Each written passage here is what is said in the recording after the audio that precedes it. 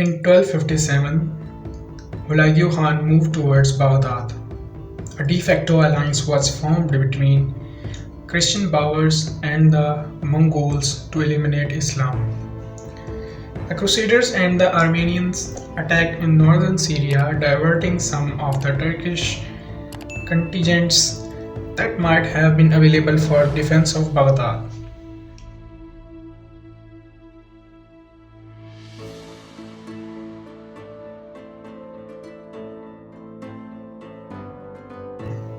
Al-Mustasim was no military match for Hulagu. Suffering from the same kind of fatalistic self-delusion that had characterized the encounter of Shah Muhammad of Khwarizm with Genghis Khan. Al-Mustahsim failed to organize an effective defense of the capital. The treasury of the caliph that could have been used to raise a large army remained closed. Hulagu Khan sent a summons to Caliph Mustahsim to surrender. When the caliph refused, Hulagu Khan laid siege to the Abbasid caliph and capital Baghdad, and methodologically moved to reduce it.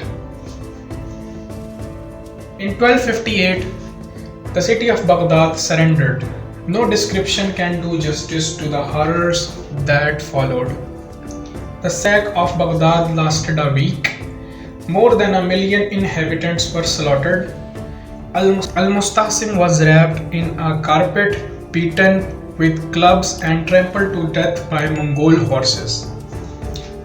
Mosques were pulled down, libraries burned, great men of learning were tortured to death, artisans were enslaved, women were dragged, abused, and left to die along faraway roads. The dam on the Tigris and the Euphrates that the Abbasid had built over a period of 5 centuries were demolished. Destruction of dams throughout Central Asia depressed agriculture and slowed population and the economic recovery for many centuries. Baghdad, which was once the premier city of the world, became a ghost town. The fall of Baghdad marked a major event in the world history. With it, the curtain fell on the classic Islamic period, and Baghdad has been founded and established by the Abbasid as the capital of Orthodox Islam after Medina and Damascus.